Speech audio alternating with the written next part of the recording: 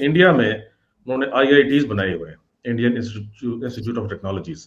वहां से उनके जो इंजीनियर्स निकलते हैं वो इतने ज्यादा हाईली क्वालिफाइड होते हैं कि अगर वो यहाँ पर आईआईटी का इम्तिहान फेल कर लें तो वो जाकर अमेरिका में वो पास कर सकते हैं। वहां के अमेरिका का जो स्टैंडर्ड है सब कॉन्टिनेंट के अंदर जो बच्चे पढ़े थे इंडियन इंस्टीट्यूट ऑफ टेक्नोलॉजी से, जो आज यहाँ आके सीईओ बन चुके हैं, वो अपनी कंपनियों के सारी मैन्युफैक्चरिंग चाइना से बंद करके भारत ले जाना चाहते हैं। मैं इसकी गारंटी करता हूं इस बात की कि इंडिया की मर्जी के बगैर आपको आईएमएफ लोन नहीं दे सकता, ना देता है।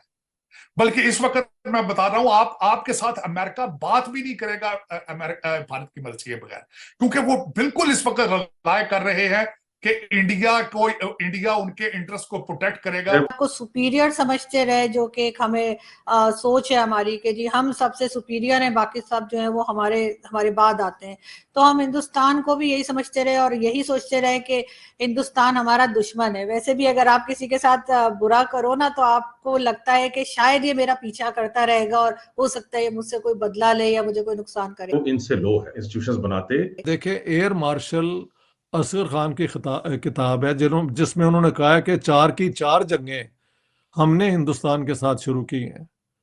उनकी तो ये भी आर्गुमेंट थी कि न्यूक्लियर वेपन्स की कोई जरूरत नहीं थी, इंडिया ने कभी किसी पे हमला नहीं किया, तारीखी तौर पे भी नहीं किया और उसका कोई प्रोग्राम भी नहीं है। ये लोगों के साथ जो हो रहा है, नंबर 1 प्राइमरी एजुकेशन, बच्चा ऐसा तैयार करो कि दुनिया देखे। ठीक है, पता नहीं क्या है ये, इम्तिहानी मराकज नीलाम हो रहे हैं, अब टके टोकरी सारा निज़ाम है, 3rd क्लास एजुकेशन, अव्वल है ही नहीं, जो है वो भी 3rd क्लास। सर ये कौन सी मदीने की रियासत की मतलब कहानी, और साथ में फिर 10 वजीरों को सर्टिफिकेट दिए गए कि इनकी परफॉर्मेंस बहुत अच्छी है। नहीं, मतलब क्या तमाशा लगाया हुआ इन्होंने। आपने एक बंदे को मुल्क का प्राइम मिनिस्टर बनाया, वो मेरिट पे काउंसलर नहीं हो सकता। ठीक है, ये तो सीधी सादी गाली है ओके अवाम को। देखो, हमारी मुल्क की जमहूरियत ये बहुत बड़ा फ्रॉड है। इंजीनियर्स का ले लें, इंजीनियर्स की बात कर लें तो इंजीनियर्स दुबई में इंजीनियर्स बैठे हुए हैं, इंडिया के, सऊदीया में, बांग्लादेश में, सिंगापुर में होके आए हैं, वहाँ बैठे हुए हैं। पाकिस्तानी को वो हमेशा लोअर लेवल पे रखते हैं। हमने इस तरह की कोई कोशिश नहीं की कि अच्छे जो है ना। नमस्कार दोस्तों, जैसा कि आपने वीडियो में देखा, पाकिस्तान जिस चीज़ में माहिर है वही कर रहा है। हाँ, यानी कि भारत से तुलना। हमेशा वो अपना कंपैरिजन जो है भारत से करता रहता है, लेकिन टाइम के साथ उन्हें ये चीज़ें बहुत अच्छी तरह समझ में आ रही है धीरे धीरे कि भारत से उनका कोई भी कंपैरिजन नहीं है। किसी भी लेवल पे, चाहे वो छोटा लेवल हो या बड़ा, किसी भी लेवल पे उनका भारत से कोई भी कंपैरिजन नहीं है, फिर भी वो इन चीज़ों से बाज नहीं आते। अब वीडियो में यही दिखाया गया है कि जो भारत में जो परवरिश है बच्चों की, उस पर वो फोकस किया जाता है बच्चे का करियर बनाने के लिए। वो डॉक्टर, इंजीनियर या कोई अच्छे परफॉर्म में अच्छी जगह पर उसका जो करियर है वो देखा जाता है। लेकिन वही अगर हम पाकिस्तान की बात करें तो वहाँ पे जो पेरेंट्स हैं वो उनको ऐसी शिक्षा देते हैं कि जहाँ पे वो आतंकवादी ज़्यादा बनाते हैं अपने बच्चों को, ऐसी चीज़ों में जाने देते हैं जिसकी वजह से वहाँ पे डॉक्टर इंजीनियर नहीं बल्कि आतंकवादी उभर के निकलते हैं, जिसकी वजह से उनको बहुत ज़्यादा खामियाजा भुगतना पड़ता है। इसी की वजह से वहाँ पे अच्छे डॉक्टर्स नहीं हैं, अच्छे प्रोफेशन में जो लोग हैं वो नहीं है, आतंकवादी ज़्यादा है। और वो फेमस भी इसी चीज़ के लिए है कि पाकिस्तान जो है वो आतंकवादी इस्टेब्लिश करता है। और इसके बावजूद, उन्हें पता होने के बावजूद कि हम ये सब करते हैं, इसके बावजूद वो अपनी जो तुलना है, अपना जो कंपैरिजन है वो भारत से करते रहते हैं। लेकिन जो सच्चाई है वो तो हम सभी के सामने है। तो चलिए देखते हैं पाक मीडिया का क्या रिएक्शन है इसके ऊपर, चलते हैं पाक मीडिया की ओर। दूसरा, आईएमएफ ने आपके साथ कौन सी शर्त है जो नहीं रखी उन्होंने, बल्कि यहां तक कि आके अब वो आपके सियासी मामलात के अंदर भी इंटरफेयर कर रहे हैं। कभी इलेक्शन पूछते हैं कैसे होंगे, क्यों होंगे, कौन कराएगा, ये एक अलग चीजें हैं। आपके अभी बिजली का रेट है वो बढ़ा है रिसेंटली, उसके बाद वो बिजली के रेट पे इंटरेस्टेड है, लेकिन आपके 87 मेंबर है इस वक्त कैबिनेट के, उनमें उनका कोई इंटरेस्ट नहीं है। लेकिन दूसरी तरफ मैं ये बताना ये चाहूंगा कि भारत को ये करते हुए 76 साल लगे हैं। आप ये देखें कि वहां पे इंडियन इंस्टीट्यूट ऑफ टेक्नोलॉजी से लोग पढ़ के जा रहे हैं और पूरी दुनिया पे हुकूमत करते नजर आ रहे हैं। इस वक्त अगर देखा जाए तो अमेरिका ये IMF तो ultimately is funded by America. America की हर दूसरी बड़ी ऑर्गेनाइजेशन का हेड जो है वो भारतीय निजाद है और इंडियन इंस्टीट्यूट ऑफ टेक्नोलॉजी से पढ़ा है। अजय बंगा की सबसे बड़ी मिसाल है, उनके कांग्रेसमैन, उनके प्रेसिडेंशियल कैंडिडेट, हत्ता कि वहां की वाइस प्रेसिडेंट जो है कमला हैरिस, वो इंडियन निजाद है। और जब दूसरी तरफ अभी रिसेंटली आपने और मैंने मिलकर, मुझे अभी याद है कि मोदी साहब का हमने जो ओवरसीज ट्रिप कवर किया था, तो उन तीनों चीजों के अंदर नजर आया था कि वो अपने भारतीय डायस्पोरा को प्रमोट करते नजर आए, वो भारत की करेंसी को प्रमोट करते नजर आए, वो UPI को प्रमोट करते नजर आए। आपने कभी देखा है कि हमारा को फॉरेन डेलीगेशन गया हो, उसने सबसे पहले तो ये बताऊंगा कि जाते कर्जा लेने हैं, लेकिन 350 बंदों का डेलीगेशन साथ जाता है, कैमरामैन साथ जाते हैं, शेफ साथ जाते हैं, कुक साथ जाते हैं।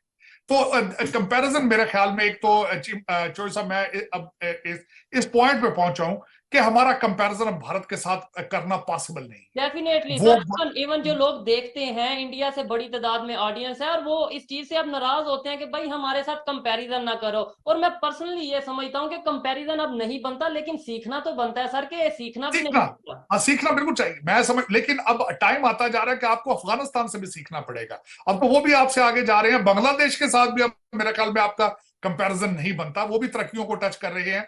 मुझे अगले दिन मैंने देखा, एक आर्टिकल में पढ़ रहा था चोई साहब, कि चाइना से जो बिजनेस निकल के जा रहा है वो पहले नंबर पे वियतनाम पे जा रहा है, वियतनाम, इंडोनेशिया, और उसके बाद तीसरे नंबर पर थाईलैंड जा रहा है, और उसके बाद बांग्लादेश जा रहा है और भारत जा रहा है। और अगर बांग्लादेश इतने नंबरों पर है तो आप सोचिए, आप तो कहीं भी you don't exist any more. और दूसरा, मैं यहाँ पे सबसे बड़ी जो बात बताऊंगा, जो उनके साथ कंपैरिजन नहीं बनता और दुनिया भारत के पीछे क्यों चलती है, 595 बिलियन डॉलर का उनका फॉरेन एक्सचेंज है। आप 2-2 बिलियन के लिए आप नाक की लकीरें निकालते हैं, 3-3 बिलियन के लिए। अभी आज की बात है, चाइना का एक प्राइवेट बैंक है, उन्होंने आपका लोन जो है रोल ओवर किया है, और आप फूलों की पत्तियां निछावर करते फिर रहे हैं। आप मुल्क का कंपैरिजन करना चाहते हैं, आपकी मुल्क का अगला केयर टेकर जो प्राइम मिनिस्टर होगा वो IMF अपॉइंट करेगा, वो IMF की मर्जी का होगा, शर्तें फिर दोबारा दी जाएंगी, क्योंकि उसी टेन्योर के अंदर आखिरी किस्त आने की उम्मीद है। लेकिन अब मैं एक ये बात आज से पूछना, मैं आपके प्रोग्राम के वसातत से ये बात करना चाहूंगा, आज तक किसी गवर्नमेंट ने ये बताया है कि हम जो कर्जा ले रहे हैं ये खर्च कहाँ होगा, पिछले कर्जे कहाँ गए हैं? कभी किसी ने ये सवाल किया है? बनाया वो मेरिट पे काउंसलर नहीं हो सकता। ठीक है, ये तो सीधी सादी गाली है ओके अवाम को। देखो, हमारी मुल्क की जमहूरियत ये बहुत बड़ा फ्रॉड है, शैम डेमोक्रेसी कहते हैं, वो भी इसके लिए लफ्ज मुनासिब नहीं है।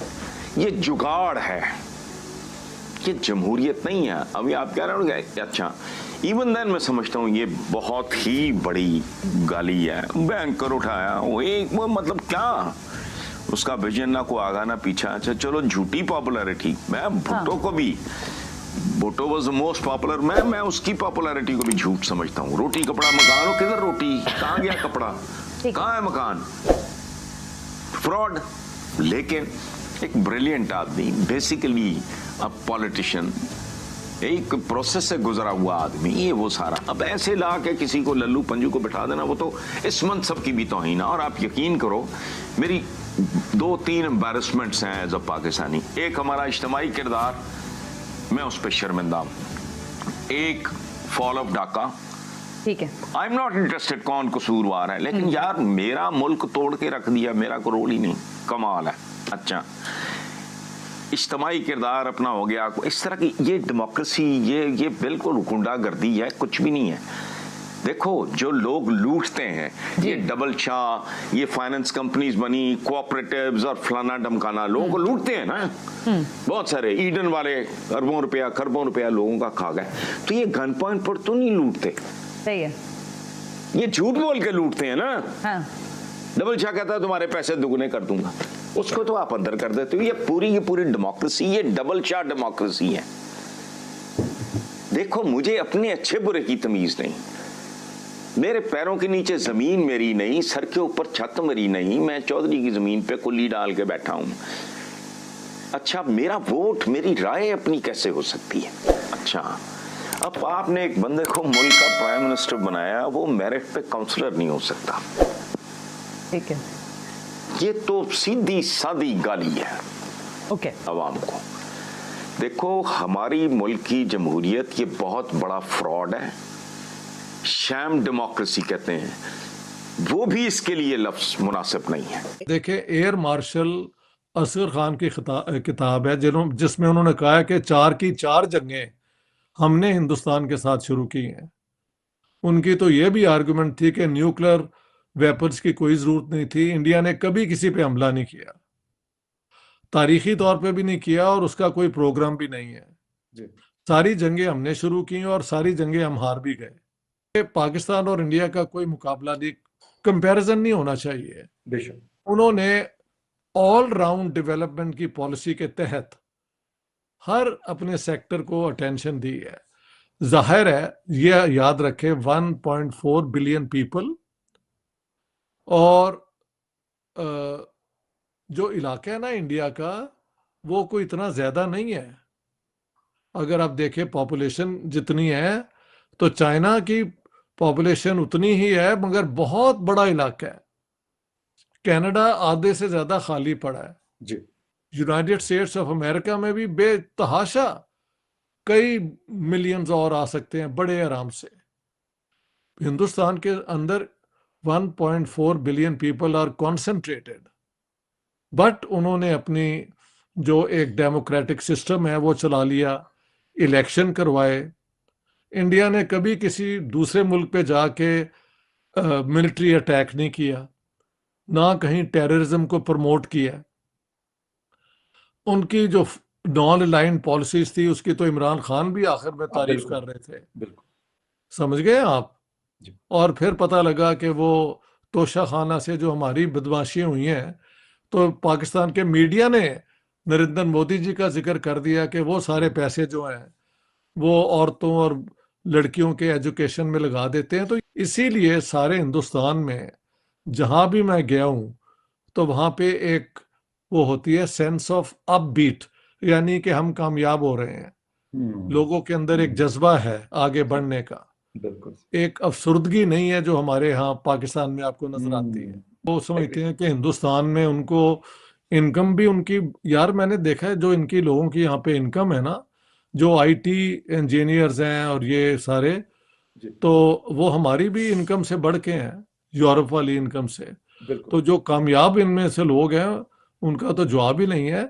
तो इंडिया की मिडिल क्लास बहुत बड़ी है भैया, यहाँ पे 300 मिलियन तकरीबन मिडिल क्लास हो गई है। आप यूरोप की अगर मिडिल क्लास देखें, मिला के सारे 300 मिलियन ही बनते हैं। तो इतनी बड़ी क्लास इंडिया के अंदर है। किसी ने मुझे जोक के तौर पे बताया कि अगर आप बॉम्बे में जाएं तो अब जो फकीर हैं वो भी स्कैनर रखते हैं। जबरदस्त। एनी हाउ, बॉम्बे और इंडिया में बहुत तरक्की हुई है इन सालों में। देखें, एक ही दिन 2 मुल्क बने थे। एक ने अपनी गलत पॉलिसियों की वजह से जो तरक्की का चांसेस थे उनको एक के बाद एक मिस किया, और आज पाकिस्तान का दिवालिया हो चुका है फाइनेंशियली। लेकिन ये इतना बड़ा मुल्क है कि ये अगर हो जाए ऑफिशियली, वो क्या कहते हैं, बैंकक्रप्ट, तो बहुत सिस्टम जो है ख़राब हो जाएंगे। तो अभी भी दुनिया में कोशिश है कि ये किसी तरीके से स्टेबलाइज हो जाए, मतलब इनको अकल आ जाए।